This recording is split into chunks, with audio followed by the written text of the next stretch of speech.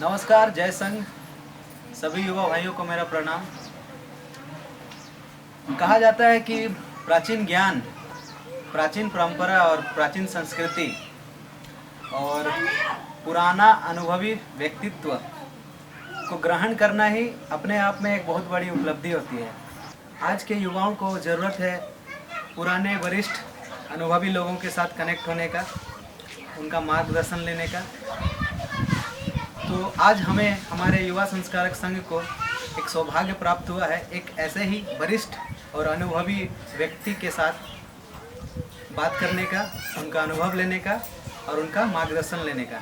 तो आइए मिलते हैं उनसे।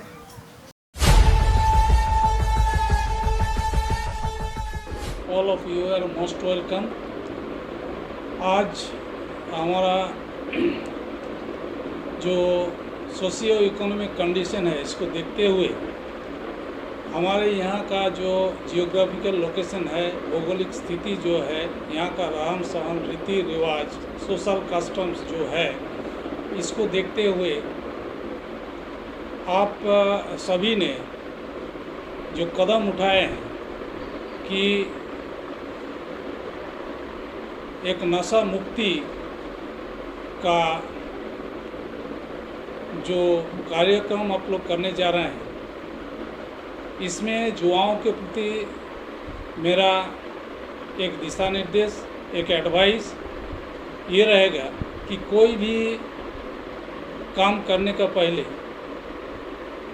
कुछ चीज़ को ध्यान में रखते हुए ये अगर हम लोग करते हैं तो सक्सेसफुली आगे जाके हम लोग सफलता के साथ ये काम को आगे बढ़ा सकते हैं। ये होगा मैनेजमेंट का एक फॉर्मूला है, POC to the power QM।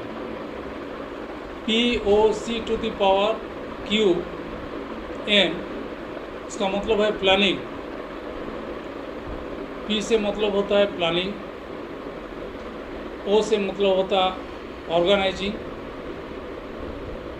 C to the power Q का मतलब है 3C, कमांड,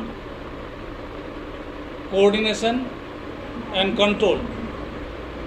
M का मतलब है motivation. These are the 6 vital points. इसके ऊपर में अगर हम लोग काम करेंगे, क्योंकि बिना प्लानिंग के कोई काम सक्सेसफुली हम लोग नहीं कर सकते। अगर प्लानिंग बन जाए उसके बाद एक ऑर्गेनाइजेशन का ज़रूरत पड़ता है। आदमी अकेला कुछ नहीं कर सकता है, क्योंकि एक कहावत है, one man control is the best control if that one man can manage everything. इसमें कहा गया कि एक आदमी अगर कोई काम कर सकता है, अच्छा काम कर सकता है, किंतु वो अगर कर सके तो, यहाँ पर किंतु लगा हुआ है। इसलिए अकेला कोई भी काम, ना संसार चल सकता है, ना कोई क्लब चल सकता है, ना कोई ऑर्गेनाइजेशन चल सकता है, ना कोई सोसाइटी चल सकता है। इसलिए organisation is the vital points of this topics. इसके बाद है कमांड। कमांड का मतलब है कि काम के बारे में जिस पॉइंट्स के, जिस टॉपिक्स के ऊपर में हम लोग काम करने जा रहे हैं, आप लोग काम करने जा रहे हैं, उसको समझना, बारीकी से समझना, जॉब नॉलेज इसको कहा जाता है। This is command. Then control. Control है क्या? अपने आप को कंट्रोल में रखना होगा, दूसरे को कंट्रोल करना पड़ेगा। सपोज कि एक मोटरसाइकिल का जो मीटर होता है 120 मीटर रेंज पर जा सकता है पर आवर। अगर उसमें हमारा कंट्रोल नहीं रहेगा, हम अगर सीधा 100, 110, 120 में चला जाएंगे तो ज़्यादा दूर तक नहीं जा पाएंगे। तो कितना हमारा कंट्रोल रहेगा ताकि हम भी सेफ अगला पहुंच सके, संतुलित रहे। तो इसीलिए control is the vital point. इसके बाद आता है आपका कोऑर्डिनेशन। कोऑर्डिनेशन का मतलब है कि आपस में तालमेल। आपस में अगर तालमेल नहीं रहेगा तो कोई काम सक्सेसफुली नहीं हो पाएगा। हम दाहिना तरफ जाएंगे, आप बायां तरफ जाएंगे, कोई सीधा जाएगा, कोई पीछे जाएंगे। ऐसा होने से कोई काम सक्सेसफुली नहीं हो सकता है। इसलिए आपस में वो कोऑर्डिनेशन होना ये बहुत ज़रूरी होता है। लास्ट एंड फाइनल पॉइंट जो है वो मोटिवेशन का है। हर आदमी हर काम करने के लिए तैयार नहीं होता है। हमारा जो सोशियो कंडीशन है, सामाजिक परिस्थिति जो है, उसमें ज़्यादातर आदमी जो है परिवर्तन को स्वीकार नहीं करता, एक्सेप्ट नहीं करता है। पहले वो ना से शुरू करता है, तो ना को हाँ करना और हाँ को ना में परिवर्तित करना ही मोटिवेशन होता है। तो ये जो 6 पॉइंट है, ये चाहे आप एक क्लब चलाना चाहें, या अपना घर संसार चलाना चाहे, कोई ऑर्गेनाइजेशन को चलाना चाहे, तब भी आपको ये 6 पॉइंट के ऊपर में काम करना पड़ेगा। इसके बाद युवाओं के प्रति हमारा एक निवेदन रहेगा कि कोई भी अच्छा काम शुरू करने के लिए 5 डी होता है। जैसे होता है decision, is a vital point, determination, this is also vital point, devotion, this is also a vital point, discipline, this is also a vital point, and decorum. तो ये 5D को लेके आगे चलना पड़ेगा और हम सबको स्मार्ट बनना पड़ेगा। स्मार्ट का मतलब होता है, एस से शुरू होता है, स्पेसिफिक होना चाहिए। हमारा जो भी काम होगा तो स्पेसिफिक होना चाहिए, टारगेट ओरिएंटेड होना चाहिए, स्पेसिफिक होना चाहिए कि इतना करेंगे। अगर हमको पूछा जाए, आपको पूछा जाए कि आप कितना खाइएगा, हम बोलेंगे इतना खाएंगे। इतना का मतलब कोई कुछ नहीं होता है। तो स्पेसिफिक होना चाहिए कि हम 2 रोटी खाएंगे और सब्जी खाएंगे।